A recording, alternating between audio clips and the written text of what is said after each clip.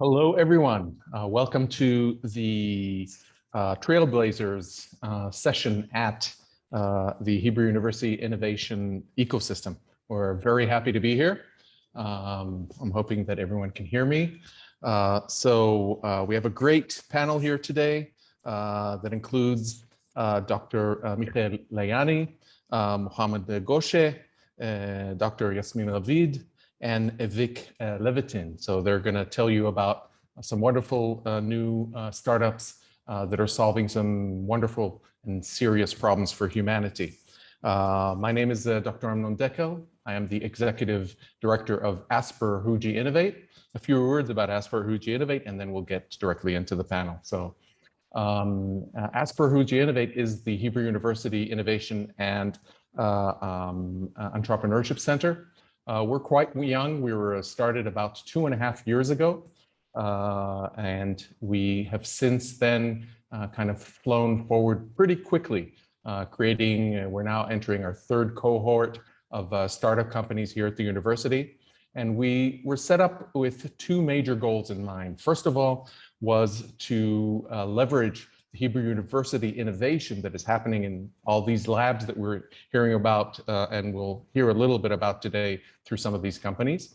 And then taking that innovation and helping solve serious problems around the world, utilizing their capabilities via the world of entrepreneurship.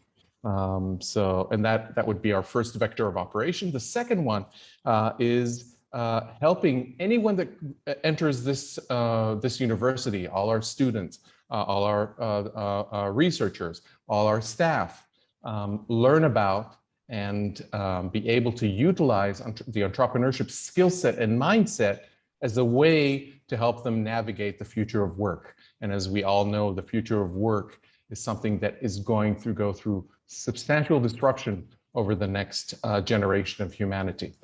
So we're here for that. It's a pretty big goal for us, and we're really proud and happy to be doing it. So having said that, let's dive directly in. And I'm going to start by asking all of our participants to tell us a little bit about themselves and a little bit about what they're doing, and to present to us a little bit about the trailblazing work that is happening in their companies. So we're going to start with Dr. Layani, who is the CEO and co-founder of a company called Daika. This is a startup company that has developed a new material which allows manufacturing of 100% natural wood products using existing manufacturing processes and waste wood. The company was established together with Professor Shlomo Magdassi and the Professor Oded Shosayov, and it was based on IP that was developed by the three founders at the Hebrew University. Michael holds a PhD from the Hebrew University, and prior to establishing Daika, he was a researcher in the fields of functional materials and digital 2D and 3D printing. His research has resulted in over 40 peer-reviewed scientific papers and several registered patents. So, Michael, please. Hi, everyone. Thank you very much, Amnon. Thank you much, Bridget, and everyone in the NEXUS program to giving me the opportunity to tell you a little bit about what we have done. So without further ado, let me share my screen. And I always like to present, definitely in a platform such as this, to tell you how this story began, because everything started basically from the university. And as Amnon said, as the platform that Amnon is doing, the Hebrew University has a very good platform to take IP and take know-how and take it all the way to a real company. And this is why we managed to take something that started in 2018 and already at 2020, already at 2021 or beginning of 21, we're already at our second phase of funding because we have a very good infrastructure of mitigating and bridging between the academia all the way to a company and funding and a business plan, etc. So let's talk a little bit. We focus about wood, but it's very important to understand that wood has very distinct and unique properties.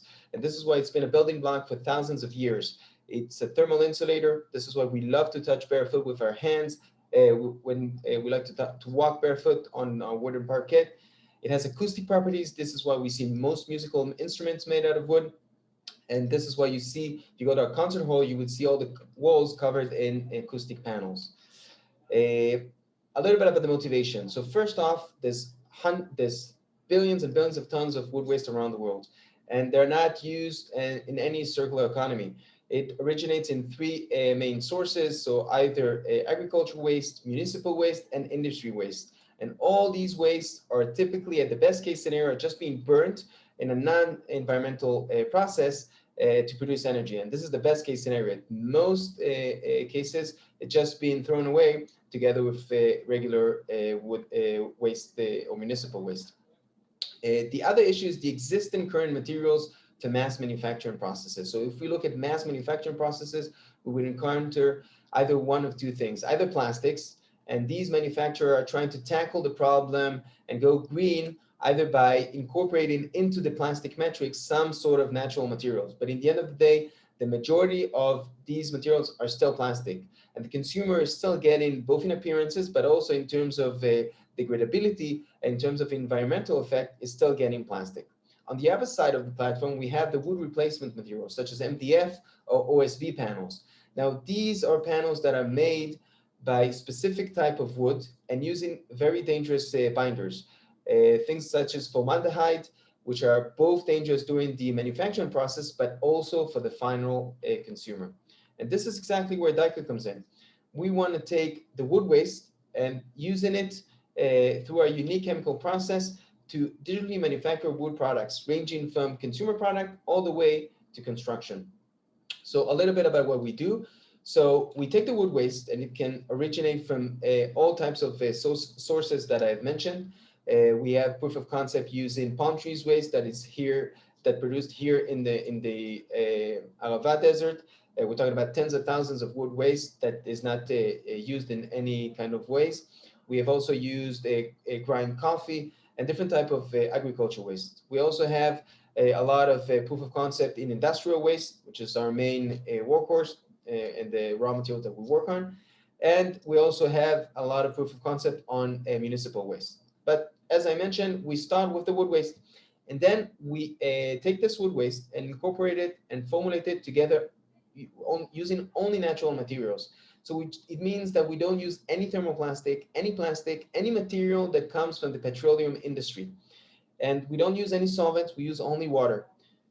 Once we do this formulation, we combine these materials, you get something which basically looks like Play-Doh or like clay, and you can use, and this is one of the most important things, you can use it in existing manufacturing processes. So extruders, molding machine, the same typical machine and industry processes that are used in the plastic industry, which means it doesn't require from the manufacturer to reinvent the wheel. They can just use they use the Daika material in their processes they're familiar with.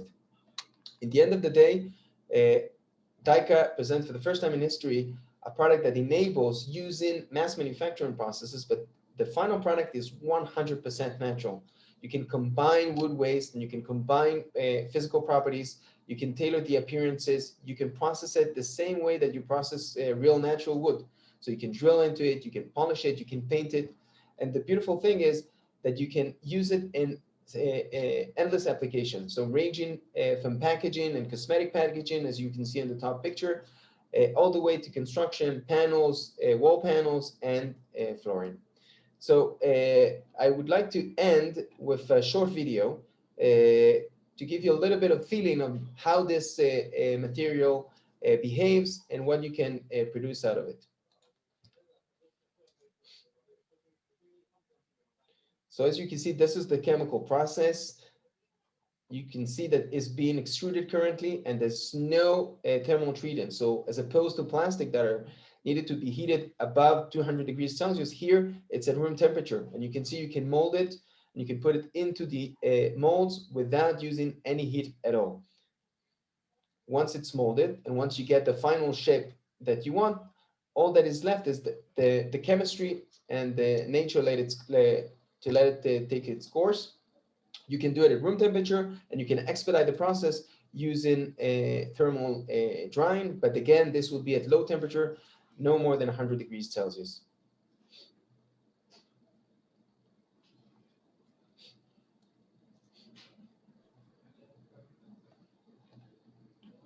So with that, I would like to thank you for your time. And if there's anyone that would like to ask a question, I must apologize from advance that I cannot stay for the whole session, but the contact details are here on the screen. I'll be happy to share these slides if anyone wants them, and I'll be very happy to continue this discussion indirectly or directly after this session. So thank you very much, everyone, and enjoy the rest of the session. Thank you much, Michael. Just to make sure we understand here, so are you going to be replacing all of the kind of white plastic furniture made out of plastic that we're seeing around the world?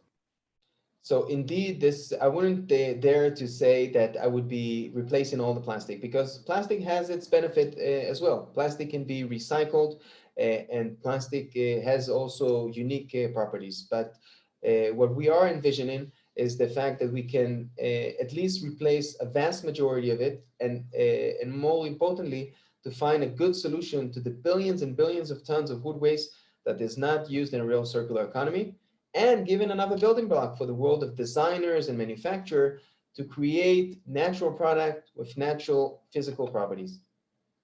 Since you need to leave, I'm actually going to take there is already a question from the audience for you, so I'm going to take 30 seconds for that. So 1 second. So the question is, how does the cost of using the wood waste plastic compare to manufacturing with plastics?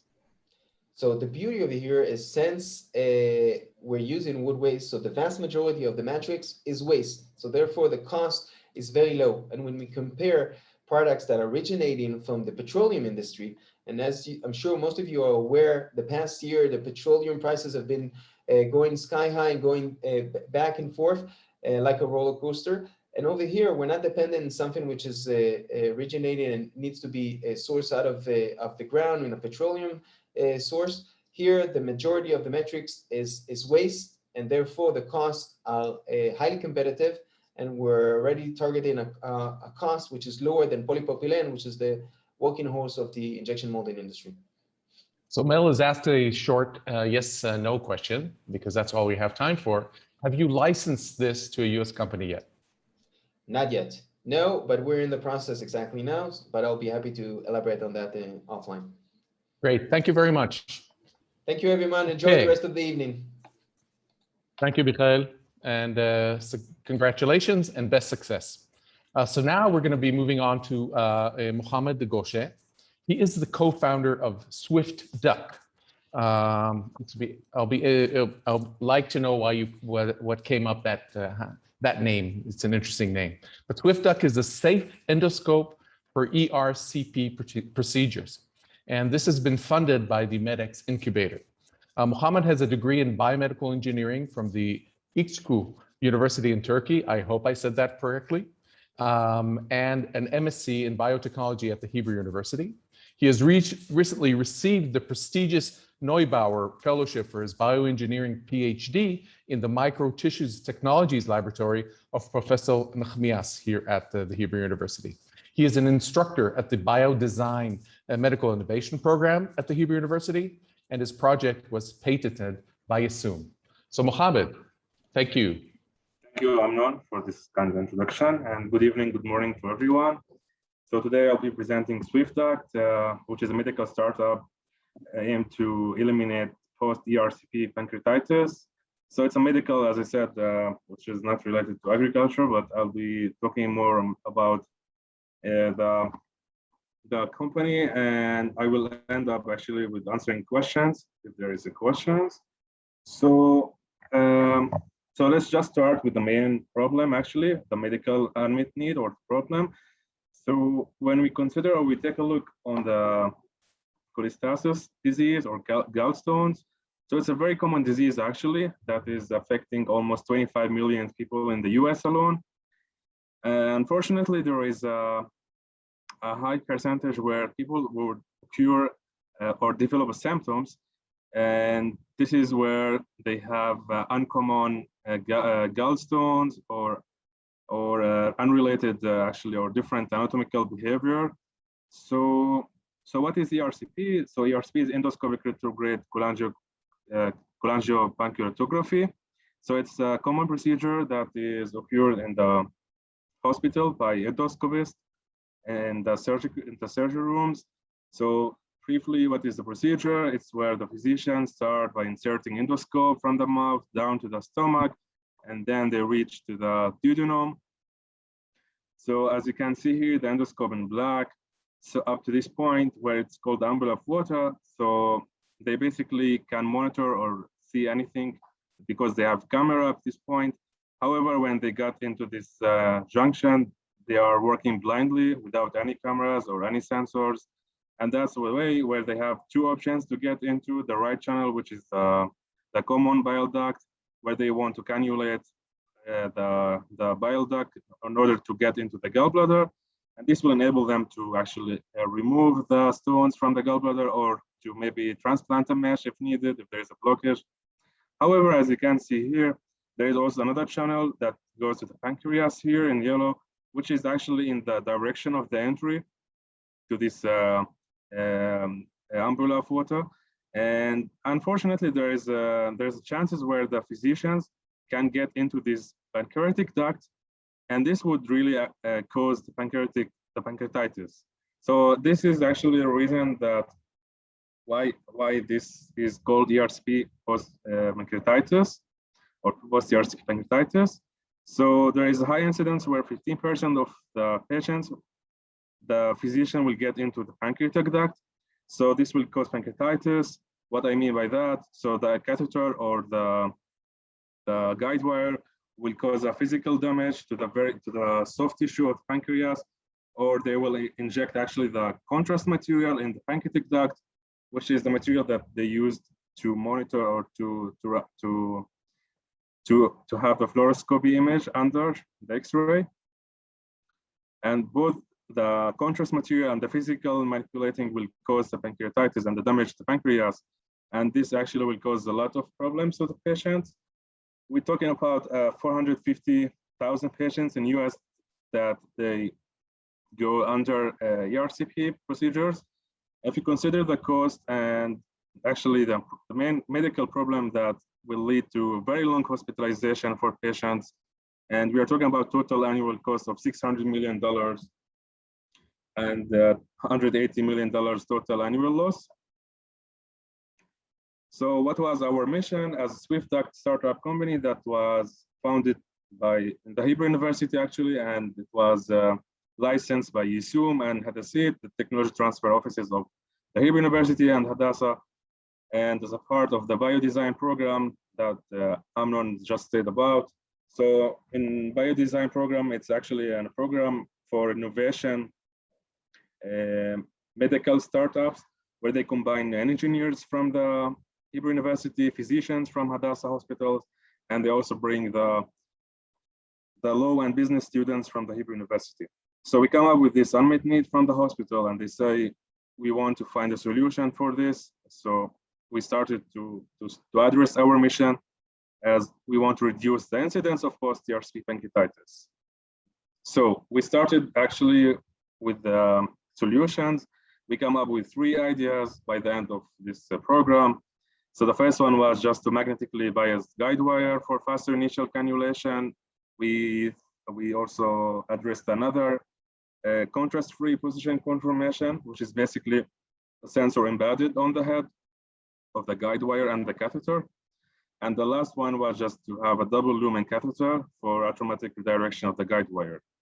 So just get into these solutions, just to show this exactly how it works. So if you consider this is the endoscope where actually we would try to get into the bile duct, you can see that pancreatic duct is usually in the direction of the entry to this common junction, which is called ampulla of water. However, we're talking about almost all the cases where the bile duct is in almost 90 degrees angle once you get into the junction. So we propose to have a magnetic cuff that will be mounted on the duodenoscope, and to have a catheter or guide wire that will have a magnetic cuff on it. So once we get into that, we'll activate the magnet, and then we can steer the guide wire into the common bile duct, which is the desired direction. The second solution was, or the second idea was actually to have a sensor mounted on the tip of the guide wire and the catheter. And this is basically will enable us to measure the bioimpedance of the fluids. So we have two fluids, as I said. So we have two fluids actually. We have the pancreatic juice, we have the bile juice, and they basically have a different electrical behaviors.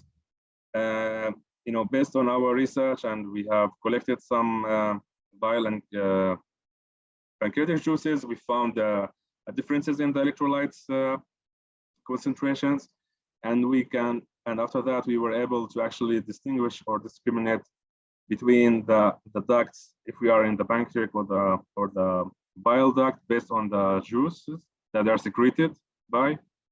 And the last actually solution that we proposed actually is related to the catheter, where we have a side lumen.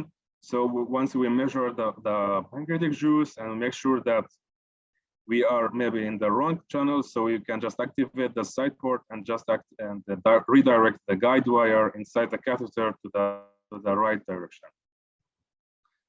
And I will end up with there's one slide I'm missing. Just 1 second.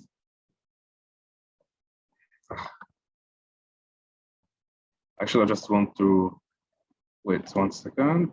Okay, so this is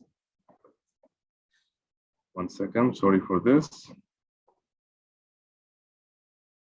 Okay, I went up with actually our team. So Mike Reiser is the CEO of Swift Duct company, and Samantha actually is our co-founder also, Evgeny and myself.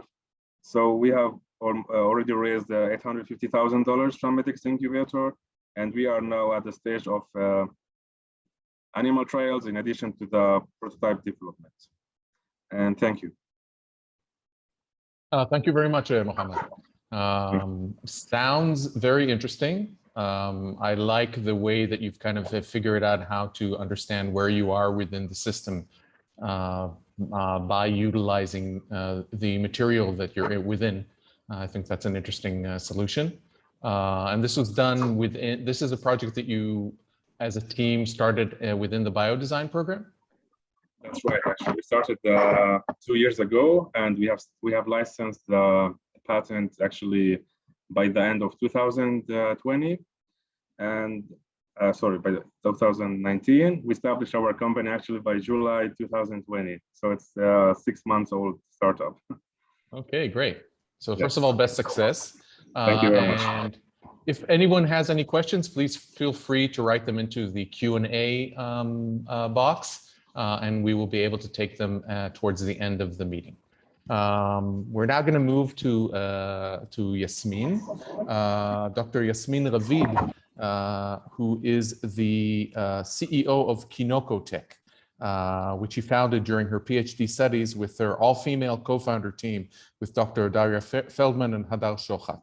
Kinoko-Tech focuses on harnessing fermentation to expand personal and planetary health. Jasmin is a graduate of our Open Venture Creation Program, and she has a Bachelor of Science in Nutritional Sciences and a PhD in Plant Sciences from the Hebrew University. So go ahead, Jasmin. Thank you.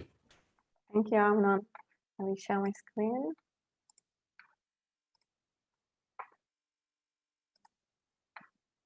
Okay. So thanks of all. Happy to be here. Thanks for the opportunity to present my company to you. So hi, my name is Jasmin, and I'm the co-founder and CEO of Kinoko-Tech. I founded Kinoko during my PhD in biology, in which I have often felt the drive to use science to create an impact on people's life. And that is why I'm so excited to tell you now how in Kinoko-Tech we are harnessing science and fermentation to help create the next generation of alternative proteins. So nowadays, people are changing their diets and their attitudes to eat more healthy and sustainable food. A research surveying the eating habits of US consumers has found that more than half of these consumers, which are all of the right section of the circle you can see here, are looking to increase their consumption of plant-based food. Those are vegans, vegetarians, and flexitarians. People who are still eating meat, but are looking to really reduce their consumption of animal-based products. And that is exactly why the plant-based food alternative market growth is majorly driven by the rise of these flexitarian consumers. The plant-based meat market is estimated today at $11 billion and is projected to grow to $35 billion by 2027 at a growing rate of 15% year by year. I really believe that we are now at the early days of the transition to a post-animal food production system. The evolution of alternative protein has been accelerated in recent years with the creation of more and more complex products that focus on mimicking the taste and the texture of animal-based products. Yet in this movement to improve the taste and the texture, we have sacrificed many of the health benefits and the good nutritional value of the plant protein, ending with heavily processed and expensive products. Many of them are based on the allergenic soy and wheat. And we in Kinoko-Tech have decided to take a different route, taking the next step in the evolution of alternative protein by tracking back our step to the original, natural, and protein-rich plant, and use our technology to help nature turn these superfoods into extra superfoods with desirable taste and texture. And how exactly are we doing that? We are doing that by harnessing the amazing powers of fungi. Traditional agriculture has carried us for 10,000 years, but it has its limits. And we are now reaching the evolutionary point where it can carry us no longer. Hence, what many people like to call the second wave of domestication, the use of microorganisms like fungi for our dietary needs. It is important to mention that fungi-based fermentation has been widely used by humans since ancient history. Just some quick examples are beer brewery and sour bread, both of course using the fungi yeast. Kinoko magic workers, besides the fungi of course, are a strong team of talented women with extensive scientific background. We become a team at the Faculty of Agriculture, Food and Environment at the Hebrew University in the Innovate Entrepreneurship Club. And we combined all our academic degrees in nutrition, food technology, microbiology, and plant sciences to create Kinoko-Tech. We have developed a unique technology that allows us to grow the filamentous part of the mushroom called mycelium. It is sometimes referred to as the root-like structure of the fungi because in nature it exists mainly underground. We are using the fungi as a biological processing system used instead of mechanical or chemical methods to improve plant proteins. That is why we can reach desirable mouthfeel and texture without the need for any additional processing. We grow the mycelium on a mixture of legumes and grains, and after 4 to 7 days of growing, we have the raw material which we can harvest, cook, and eat. The raw material is composed of both the legumes mixture and the fungi, which have created a scaffold-like matrix that combine all of these ingredients into one piece. The mycelium both improves the nutritional value of the legumes mixture and adds unique metabolites that are very beneficial to human health. And it also changed completely the taste and the texture, and the taste become very rich umami flavor, like a mushroom roasted on the fire. It took us over a year of experimenting and all of our extensive experience in fungal and plant research to optimize our fermentation platform and protocols, and we are now focusing on scaling. Solid-state fermentation platforms like the one we use allow scaling out instead of scaling up by increasing our production through many small-scale units, reducing the risk and cost associated with scaling. As was our goal when we founded this company, our growing platform is sustainable, it's zero waste, indoor with very low energy needs. And we can grow food anywhere, in any climate, rain or shine, day or night. We can grow inside the cities, enabling food security, local production, and simple supply chains. We are already producing on small scale, and we estimate that after scaling, we could produce in a 4 square meter room 1.5 tons of raw material in 1 month of growing. The beauty of our technology is that we can be cost competitive to traditional animal-based products and even tofu. So here you can see the magic that happened during our fermentation process. On the left, you can see the lentils before the fermentation, and on the right, you can see our product at the end of the process. And you can really see the decrease in the carbohydrate and the increase in the protein. But it's not just about the increase in the protein levels. The protein amino acid composition is changed to a complete, a very high quality protein with all 9 essential amino acids that are needed for the construction of muscle tissues in our body and with higher digestibility score. And the mushroom is eating away the simple carbohydrate and using them as fuel for its own growth and to build its own proteins. The more experience we gain working with our growing platform, the better we understand how to manipulate the product, allowing us to create a wide variety of products by applying small changes to our process. We are not aiming to be meat analogs. We want to be familiar and delicious, so the consumers will choose chicken breast or tofu one day and kinoko in the next day. And our material is fundamentally a natural whole food product that we harvest. It can be integrated into many different products or sold as raw material like tofu or seitan, which can be easily cooked at home. We want to help people reduce their animal product consumption easily while retaining the delicious pleasure from their known and loved comfort foods. Yet, we remain mainly a B2B company, and we see Kinoko as the ingredient of choice for food producers and food services who want more than what a traditional plant-based alternative can offer.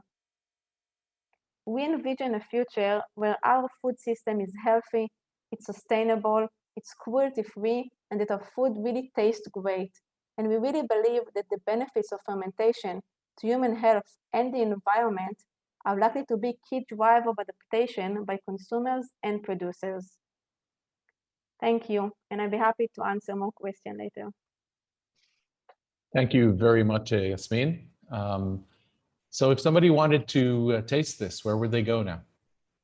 So at the moment, we are still at the R&D phase, and we are not selling commercially yet, but our first pilot production site will open at the end of this year, and we will probably start selling at small scales in Israel by that time. Great, thank you very much. So as we said earlier, we'll take questions and we'll get to them at the end of this session. Thank you. So we're now going to move to introduce Levitin. Mick is the CEO of Diptera.ai, company that is using AI to fight one of humanity's worst enemies, the mosquito, which kills about, if I have my data correct, about 1 million people a year. So obviously in this year of COVID, it might have been kind of blindsided, but it is considered one of the worst enemies of humanity over history. And they have an interesting way, as you'll hear, about trying to solve this problem. Vic has a degree in law and a BA in economics, and he's a serial entrepreneur and prior to that being the CEO, prior to being the CEO of Diptera.ai, he has built 2 companies and sold another one as an early investor. And by the way, he flies airplanes as a hobby. So thank you, Vic, and you can start now. Thank you, Amnon. Can you guys hear me well? Great. So hi, everybody. I'm Vic Levitin. I'm the CEO at Diptera.ai, where we are developing technology to fight mosquitoes with mosquitoes. In a recent book published by the historian Tim Weingard, he estimates that mosquitoes have killed nearly half of humans who ever lived on Earth. That amounts to about 52 billion humans. Now, you may say that that's history and they did not have our medicine, but fact is that in 2021, mosquitoes are still the deadliest animal on Earth, killing more humans than all other animals combined, including humans. We're talking about 1 million casualties every year. And mosquitoes cause dengue, a disease which is infecting more than 1 million humans every day. So it's still a huge problem. But not only that, it's growing and it's growing fast. Due to climate change, recent studies show that by the year 2050, half of the world population will be living among disease-spreading mosquitoes. And this includes Europe and most of the United States. Now, unfortunately, we don't really have the means to fight them. Existing solutions do not work. We don't have vaccines or treatments for these diseases. And the pesticides that we're using, they're both toxic to us and to the environment. And they're losing effectivity because the mosquitoes are becoming resistant. Now, for one, I find it odd. We have a technology to make a rocket land back on Earth. We have a technology to make a car drive itself. Yet, when it comes to fighting our worst enemy, all we have is a technology that was developed decades ago, the toxic pesticides. And this is why at Diptera.ai, we're combining these cutting-edge technologies to fight back. Now, the most promising technique humanity has to fight back is called the sterile insect technique. It was first introduced in 1940 by a Russian geneticist named Serebrovsky. And then it was independently developed by the English-speaking world in the 1950s by Bushland and Knipling. Now, it was successfully used to eradicate the screwworm fly from North and Central America, and it's being used today effectively against the Mediterranean fruit fly. If you are a resident of California, you're highly likely paying tax money for this method. Now, how does this sterile insect technique work? Well, it relies on a beautiful fact of nature that with many of the flying insects, including mosquitoes, females only mate once. And so when you release a large number of sterile males, they will then mate with the females, thus suppressing the wild population. And it works beautifully for agricultural pests. It works for mosquitoes. Google's subsidiary Verily conducted a trial in Fresno, California in 2018. They released 14.5 million mosquitoes and showed a 95% suppression to the wild population. And this is not an outlier result. This is consistently what they show in trials around the world. Now, when people hear about the sterile insect technique for the first time, they usually pose the natural question, what will happen if you eradicate mosquitoes completely from Earth? Now, that's not a real concern because there are more than 3,000 species of mosquitoes and only a handful are of interest to humans. Moreover, SIT, or the sterile insect technique, is applied only to where humans are. So mosquitoes will continue to live and prosper in their natural habitats, be it the jungles or the forests. And in most cases, the mosquitoes we are targeting are invasive species. You can imagine that a mosquito that's called the Asian tiger is not native to Northern America. So if it's so effective and if it's so eco-friendly, why do we still suffer from the disease, the nuisance, the death that mosquitoes bring upon us? The answer lies with the need to release males only. Male mosquitoes do not bite. The ones who bite you are females. It's highly likely that most of you have never seen a male mosquito. You're simply of no interest to them. And so the sterile insect technique requires a very high precision in releasing males only. And up until now, the technology that we have allows sex sorting adult mosquitoes. Now, adults, they are both fragile and they have a short lifespan of a few days, which makes shipping them impractical. So today, in order to implement the sterile insect technique, you need to build a mosquito production facility in proximity to the release site, which obviously makes the whole thing crazy expensive. At Diptera.ai, we've developed a technology that allows sex sorting mosquitoes at a pre-adult stage, way before they become adults.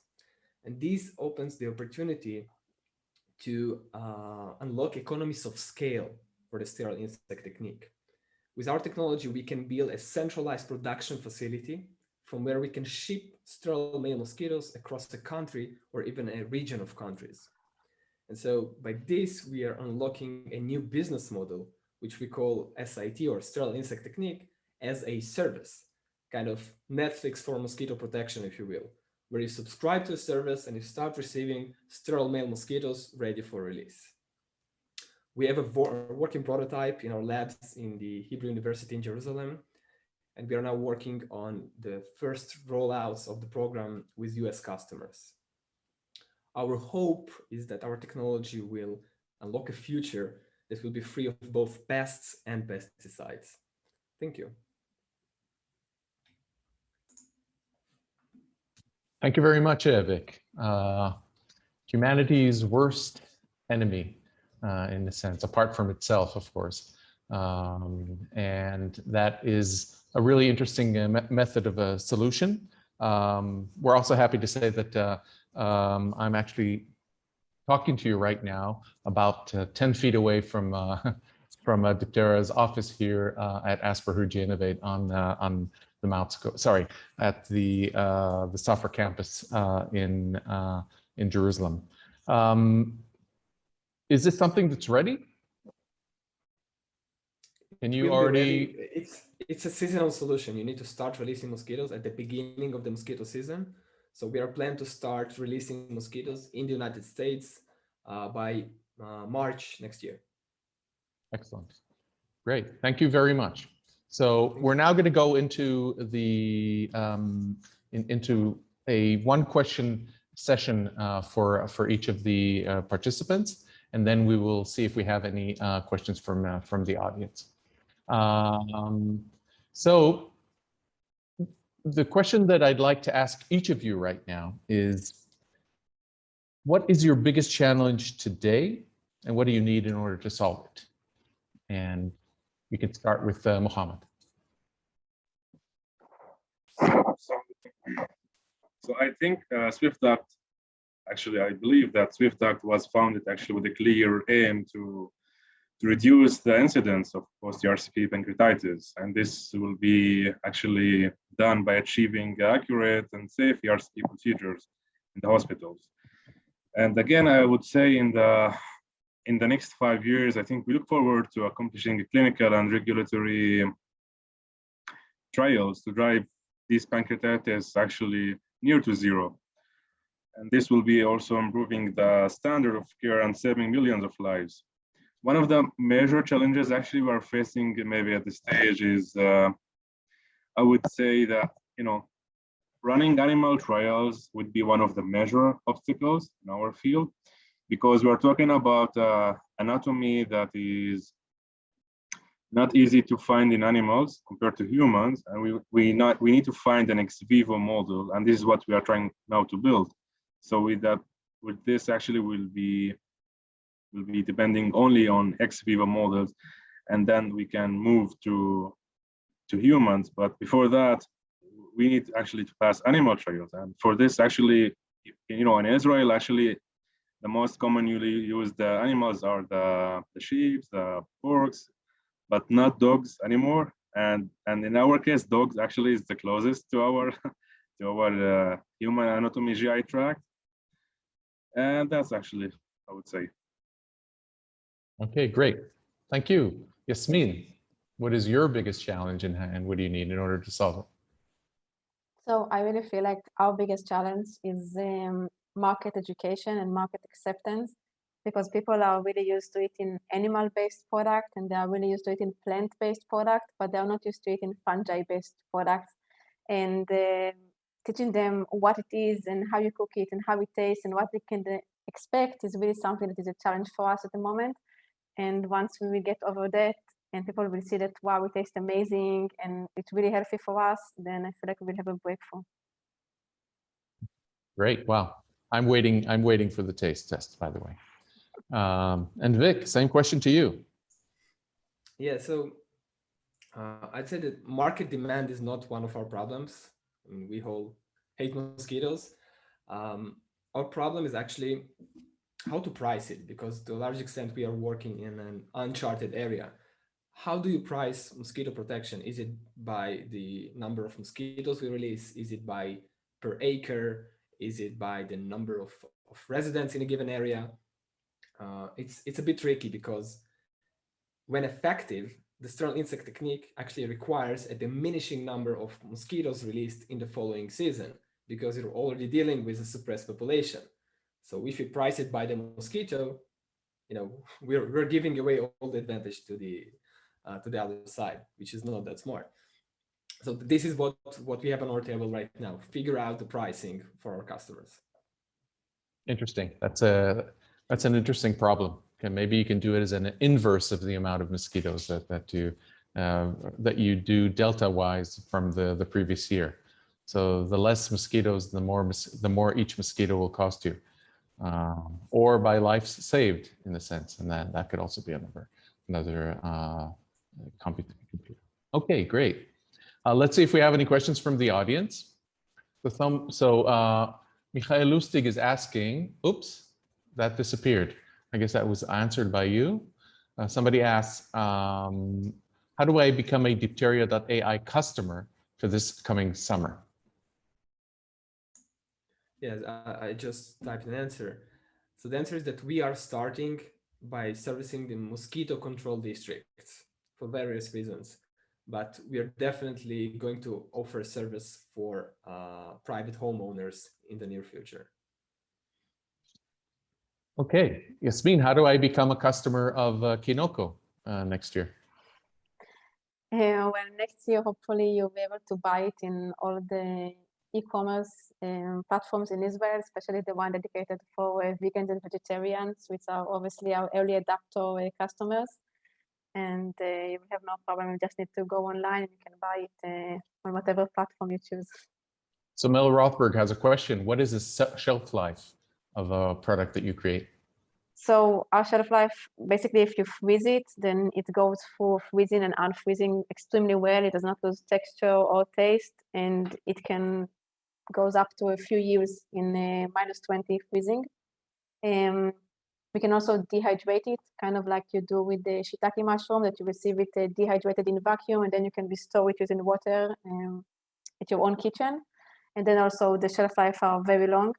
And if we are selling it fresh, wrapped in vacuum, then a few weeks, 2 to 3 weeks, depend if we go through heating treatment before we ship it or not. Okay, great. So we have another question for Vic here. Oh, actually, yeah.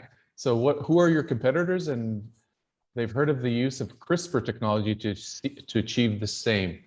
So that's interesting. That's kind of a genetic process. I'm not sure I understand how CRISPR helps in this case, but I'm sure that Vic does. Yeah, sure. So there is the genetic modification approach to sex order mosquitoes.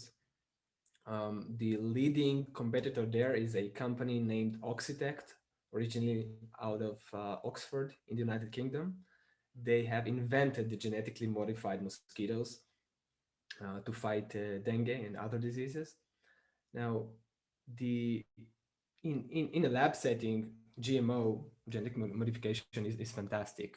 But when it tries to meet the real world, this is when, for lack of a better word, the shit hits the fan. It's very problematic because of public opinion mainly. I mean, just see what happens with the COVID vaccines. People are afraid of GMO. See what happens with the golden rice that can help millions of lives. People are afraid of GMO. I'd say that one of the major advantages of our approach is that we do not use any genetic modification. We use natural mosquitoes. Okay. Jasmin, did you see the comment about changing the product to mushroom-based and not fungi-based? Yeah, good question. So we actually, our fermentation platform works with different kind of fungi or mushroom strains that we can work with. And we are really experimenting and trying to see which strain give us the best product and with the texture and the taste. But it's also about the regulation. And you'll be surprised to hear that sometimes there is a difference. Mushroom, you can only call from the fungi kingdom, the ones that are creating the fruiting body that we are used to seeing, like the ones with the caps, or like oyster mushrooms, and the fungi that are not creating these fruiting bodies are only allowed to be called fungi. They're not allowed to be called mushrooms. And we are sometimes using with fungi and not mushrooms, so we cannot broadly call our product mushroom-based product. And also what we found out and surprised us is that in some territories like Europe, using the mushroom mycelium will be more difficult to be regulated than using certain strains of fungi mycelium, which has already been consumed in Europe before 1995 and not need to go for the novel food regulation. So we probably in some territories will go for with the fungi based, and we cannot call it anything otherwise because it is what it is. It's not a mushroom, it's a fungi. Thank you, Jasmin. And Mohammad, a question for me. If everything works relatively well and you don't hit any specific or surprising obstacles, what is the earliest kind of time frame for this type of product to reach market and be used? Basically, we are now, as I said, in the prototype development stage. We have faced some obstacles. Definitely, we can't say we don't, but we are trying to solve these actually. We aim to start the animal trials in the next, actually in the next coming summer. We aim actually by the end of 2022 to have the final product and to pass toward the regulatory stages, where we want to license to get the product for FDA. And we are now in touch with Boston Scientific, which is one of the leading medical companies in this endoscopic field and the manufacturer of these ERCP endoscopes. So they became actually our partners recently, and we are achieving, I would say, in the market will be, after we achieve this in the market in 5 years, I would say, actually, we would either go to start direct selling to the hospitals, or we can go actually for another partnership with, again, other endoscopic companies. Great, thank you very much. Vic, can you say something about your team? Yes, absolutely. I'm by far the least impressive part of my team. My co-founders, Eli and Ariel, they are both PhDs. Eli Ordan is a PhD in biology. He studied flying insects for most of his adult life. And Ariel is an experimental physicist with expertise in optics and automation. And combining their two distinct disciplines gave the scientific leap that we discovered.